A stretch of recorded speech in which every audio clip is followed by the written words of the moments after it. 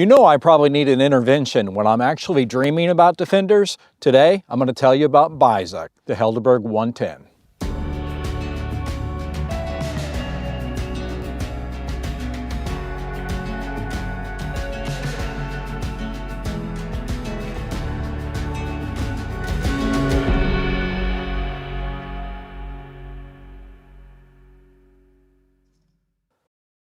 Hi, I'm Paul with Helderburg, and today we're going to talk about bespoke, the D110.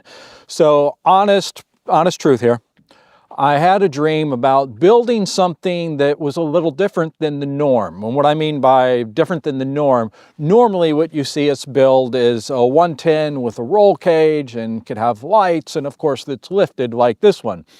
But I think I spent way too much time watching some James Bond, and the thought was, why not create something that you would see in a James Bond movie? But why not create something that would not only be the villain Defender, but it would also be the James Bond and kind of take on an Aston Martin type feel to it? Well, I think that's what I've done, but you can be the judge. So this build is a very interesting color. It's a beautiful color, and it's going to be hard for me to really show you what it is on photos or in video. This is definitely a color you need to see in person. However, that's what everyone says when they see a Helderburg in person. They're like, oh wow, the pictures in the video just don't do it justice. But we try our hardest to make sure we do. This color is an Arctic gray. The reason it's an Arctic gray is because, yeah, it's gray, but it's blue. It's an interesting color. It's a non-metallic color, but depending on the light, it can take on a little more of the blue hue, or it can take the gray. And then if it's kind of dark in the evening, it goes very dark. It almost looks like a charcoal. I won't say black, but it gets pretty close. So this 110 is, it's a lot of fun. I've enjoyed driving it, and it's gonna be sad to see it go. So some elements that you'll see on it, for example, the engine. It is a 300 TDI. That's probably one of my favorite engines because it does not have a computer in it. And they just go. They're bulletproof. That's the bottom line. Easily 500,000 miles without anything needing to be done to it. And then I've seen many of these 300 TDIs with 1 million miles on them. So they just go and go. And they're very fuel efficient, 28 to 32 miles per gallon. So I mentioned no roll cage. So I left the roll cage off because the whole idea was, how do I create that sleek look that you would see like with James Bond in an Aston Martin or the villain vehicle? How I got the villain into it, of course, is the lift. Approximately 3 inches of lift on this, has the proper radius arms, it has Fox shocks, it has Ibach springs. And then moving back to the motor, oh boy, I'm hopping all around. It does have an enlarged intercooler. It has a VNT turbo. It has a 3-inch stainless steel exhaust system all the way through, and it's been re-geared. So it moves down the highway very nice. Roll cages, I like them, but it was just, this time I said, I'm going to skip it. But there's something very interesting about the interior in this one, and I think I just need to show you that. You see the exterior, you see how beautiful it is, but let's take a look at the interior now. So I teased you about the interior. Let's just talk about the color first, and I know your eyes are looking all around right now, but it's a biscuit and a black. And the reason that I say biscuit, because that's the best way to describe this color. Let's just say it's a medium beige with a black contrast. And then of course I did the biscuit stitch on the black. So that's beautiful. I mean, it's definitely stunning, but maybe you'll notice something in here, that it's really bright in this cabin, and I'll show you in a minute why. But let's draw your attention to something that you've never seen on a Helderburg before. And it's, I had a client come in and he saw this head unit here, this audio system, and he said, wow, that's the size of an iPad. And I said, in fact, it is. So it's about 11 inches. It's large. But it also has a lot of power backing it. It has multiple speakers. It has an amplifier. It's a great sounding stereo, and multiple cameras too. So yeah, backup camera, but you can also do front camera too.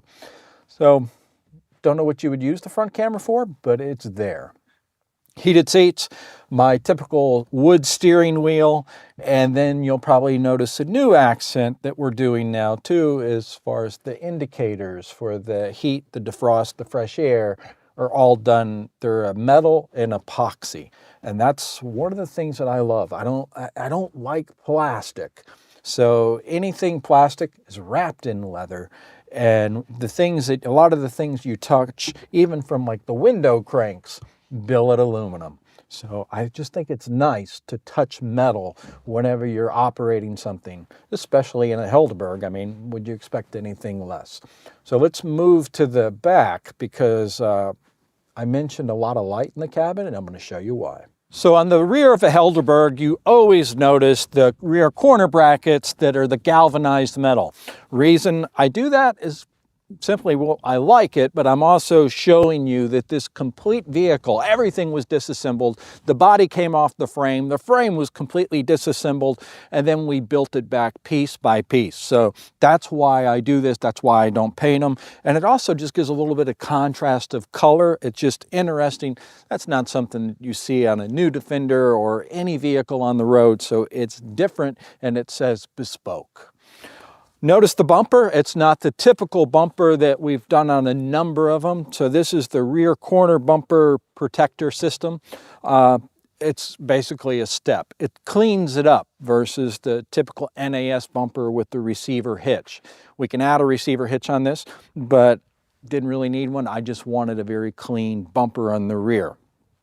So let's take a look on the inside now. And it's going to be a little different than what you've normally seen. Probably the first thing you're noticing is the custom mahogany Helderburg floor that we've done, and then the mahogany side tracks, and then the center-facing benches. So gives it a really warm feel. The other thing you'll probably notice is just, again, how much light is happening. And that's because of the massive panoramic roof that's here. It doesn't open, but it definitely creates a lot of light in the cabin and just gives it an extra touch. It lightens up the cabin, but it gives you the opportunity to go with a dark interior or a dark headliner, so it creates that mood. Talking about mood, this is a first for us. We have LED accent lighting. Basically what we're doing is we're lighting the headliner with a warm color LED lighting. You can really see it at night. It's not real bright in the day. It's actually hard to see during the day. But at night, it definitely gives that mood. LED lighting is also under the mahogany wood strips, which runs down the side of the wheel wells. And then we also have a mahogany wood strip that's running in the second row. LED lighting under that also. And then that big iPad screen that I mentioned earlier, that's over 11 inches. It also has LED lighting behind it. So this is a first, and I'm sure it won't be a last, because it definitely evokes a mood.